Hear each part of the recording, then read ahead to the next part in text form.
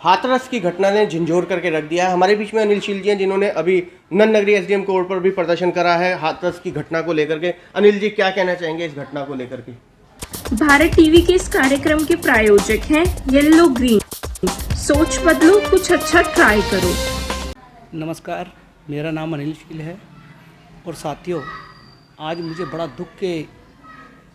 दुख से कहना पड़ रहा है कि आज पूरे समाज में भगवान वाल्मीकि के जो अनुयायी हैं, जिन्होंने हमेशा देश की सेवा करी, गांव से लेके शहर तक तमाम सभी परिवार की सेवा करी, आज उसकी बेटी को या उसकी बेटी के साथ आज बलात्कार हो रहे हैं। कोई सुन नहीं रहा। किसी से बात कर रहे हैं तो वो उल्टे बयान दे रहा है, चाहे वो योगी की सरकार हो, चाहे वो मोदी की सरकार हो।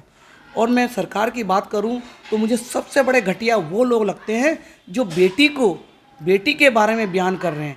अरे बेटी किसी की भी है, चाहे वो हिंदू की है, मुसलमान की है, सिख की है, ईसाई की है, अरे है तो भारत की बेटी। जिस भारत की बेटी के आज ऐसे अत्याचार हो रहा है, बलात्कार हो रहा है, क्या तुम उसके लिए दो शब्द नहीं बोल सकते? आप जब भी बोलते हो, खासकर बीजेपी के मैंने कई विधायक और बीजेपी के कई कार्यकर्ता ऐसे देखे कि उन्होंने जब भी बयान दिया तो उल्टा दिया कि उस बेटी का रेप नहीं हुआ, उस बेटी के साथ बलात्कार नहीं हुआ। ऐसी कई ऐसी भावनाएं की बातें करी। अनिल जी, आप सीधा सीधा एलिगेशन भाजपा पे क्यों लगा रहे हैं? वो तो उन्होंने तो जांच के ऑर्डर दे तो दिए।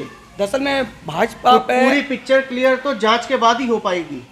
अभी मैं कुछ तो मैंने मीडिया के माध्यम से देखा, मगर कुछ मैंने जब परसों पहले दिन मैं जब हाथरस गया, मेरे साथ कम से कम 15-20 गाड़ियाँ थी और 25-30 लड़के थे। 25-30 लड़कों के अंदर हम जब पूरा अपने वाल्मीकि समाज का संगठन हम जब सब गए वहाँ पे, तो हमने देखा हमारा परिवार डरा हुआ सा। जब हमने अपने परिवार के बच्चों से बात करी और उस लड़की के बाप से बात करी और उसके भाई से बात करी, तो ये कहने लगे, भैया हमें पुलिस वाले भी धमका रहे हैं, भैया हमें कई जगह से फ़ोन भी आ रहे हैं कि तुम ज़्यादा मत बोलो या ज़्यादा मत मतलब कि किसी को भाषणबाजी करो, वरना हम तुम्हें अभी तो तुम्हें कुछ नहीं कहेंगे, मगर हाँ इस केस के दबने के बाद हम तुम्हारा मर्डर भी कर देंगे और तुम्हें यहाँ से गायब भी कर देंगे। परिवार का कहना है, ये परिवार का कहना है। बड़ा किसका कहना है? माता जी का या पिताजी का? उसके पिताजी का कहना है, उसकी माँ का कहना है। उसकी माँ के साथ हम बैठे 5 मिनट, उसने कहा कि भैया हमें खाने तक का भी समय नहीं मिल रहा। कभी तो कोई उधर का बीजेपी का विधायक आ जाता है, कभी कोई मीडिया वाला आ जाता है, कभी कोई डीएम आ जाता है, कभी कोई पुलिस वाला आ जाता है। और सबसे बड़ा बुरा तो मुझे एक चीज़ लगी, जैसे कि जांच की बात कर रहे हैं वो, कोई कह रहा है कि नाको टेस्ट जांच करे, मगर मुझे ये समझ में नहीं आ रही। रात जब हम यहाँ सफदरजंग हॉस्पिटल में, यहाँ पे लड़की 12 बजे मरी, दिन के 12 बजे, मगर रात के 2 बजे के बाद वो कौन सी बात थी? वो कौन सा क्या नाम, सनातन हिंदू धर्म में तो जलाया भी नहीं जाता 2 बजे। जैसे कि आप अभी राहुल जी आपने बताया कि सनातन धर्म में तो हिंदू धर्म में जिस तरह पूरा भारत आज हमें दलितों को कहते हैं कि तुम भी हिंदू हो, मगर हमारे धर्म में रात के 2 बजे रात को बेटी को जला गया, वो भी मिट्टी का तेल डाल के।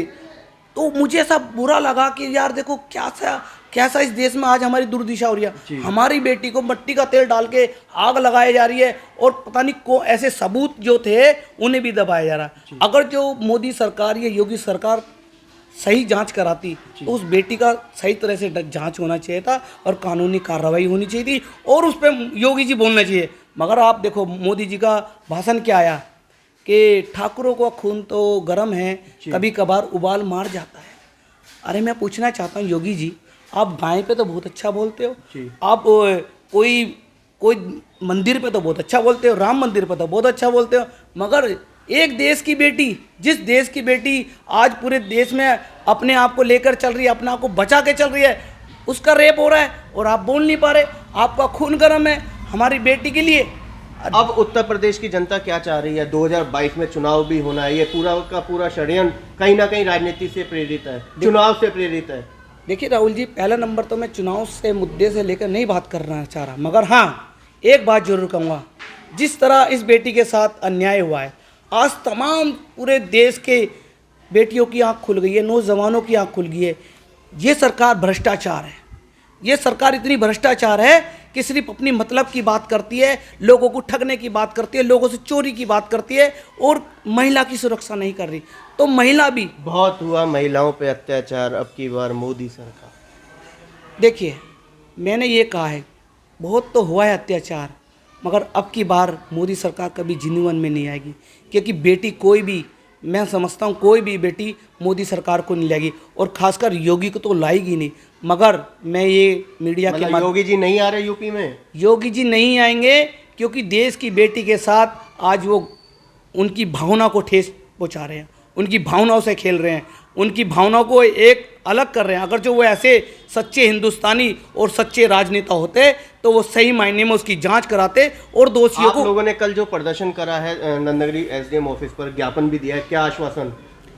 देखिए तमाम हमारे वाल्मीकि समाज के लोग और हमारे तमाम सभी संगठन के साथी हमारे साथ युवा स्वराज दल, भाई जितेंद्र सूद जो राष्ट्रीय अध्यक्ष है, हरिकृष्ण तांग, सुनील जी और मैं और वीर सिंह निगान जी, हम सब तमाम लोग हमारे सब साथ थे। हमने एक एसडीएम साहब से एक बात कही है कि प्रधानमंत्री साहब को हमारा ज्ञापन दो, राष्ट्रपति साहब को हमारा ज्ञापन दो, एलजी साहब को हमारा ज्ञापन दो, और तो और हमारा सुप्रीम कोर्ट में भी हमारा ज्ञापन जाना चाहिए कि हमारी सिर्फ एक मांग है, दोषियों को फांसी मिलनी चाहिए।